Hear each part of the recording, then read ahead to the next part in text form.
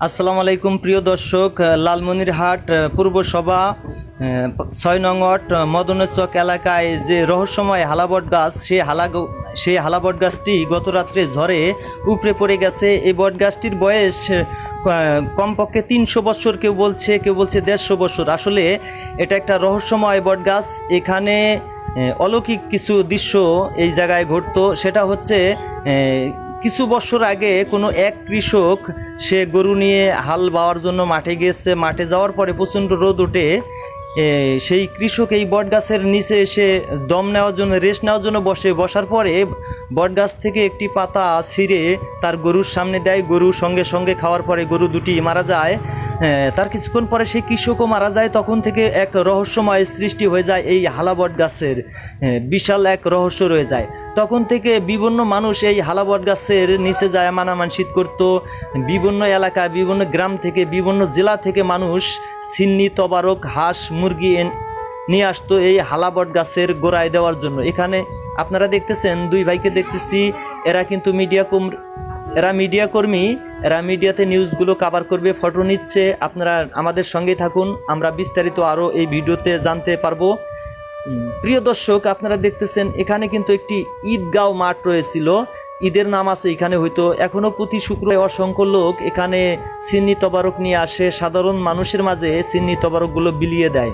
আপনারা দেখতেছেন সেই ৩০০ বছরের পুরানো হালাবট গাছ একেবারে উপড়ে পড়ে গেছে। সেই ঈদগাঁও মাঠের যে একটি ব্যবস্থা ছিল সেটি কিন্তু ভেঙে পড়ে গেছে। প্রায় কয়েক শতক জমি একদম এই বট গাছের ভেঙে যাওয়ার কারণে সেই জায়গাটা দখল করে নিয়েছে। আপনারা দেখতেছেন এখানে সাংবাদিক দেখতেছি যতদূর সম্ভাবনা তারা ভিডিও ফুটেজ নিচ্ছে, নিউজ করবে, সেই জন্য কিছু লোকের সাক্ষাৎকার নিচ্ছে। প্রিয় দর্শক, আমরা একটু সাক্ষাৎকার দেখি। আসার পরে এখানে এত লোকের ভিড় হয়েছিল, কিন্তু পক্ষান্তরে এখানে যে তাদের জন্য যে তবারকের ব্যবস্থা ছিল সেটি যথেষ্ট হয়।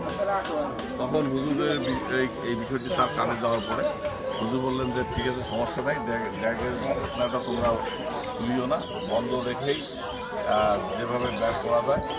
প্রিয় দর্শক, এই গাছটি যখন এভাবে উপড়ে পড়েছে তখন কিন্তু সেখানে এলাকাবাসী, গ্রামবাসী, যারা আশেপাশের লোকজন ছিল তারা কিন্তু সেই ঘটনাস্থলে যাওয়ার পরে তারা কিন্তু দুঃখ প্রকাশ করতেছে। তাদের মনে একটা আবেগ, আফসোস কাজ করতেছে যে ৩০০ বছরের বেশি যে গাছটা, সেই গাছটা হঠাৎ ঘূর্ণিঝড় এসে গাছটা ভেঙে পড়ে গেল। এটা তারা শোকাহত।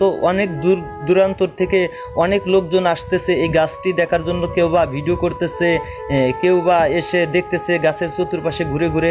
প্রিয় দর্শক, আমরা যেটা লক্ষ্য করে দেখেছি, এই গাছের কিছু ডাইলের ভিতরে গর্ত আছে। সেই গর্তের ভিতরে মৌমাছিরা বাসা বেঁধেছে। আমরা দেখেছি এখানে মৌমাছি যারা ধরে তারা কিন্তু মৌমাছির মধুও সংগ্রহ করেছে। প্রিয় দর্শক, সবার মাঝে কিন্তু একটা আতঙ্ক বিরাজ করতেছে।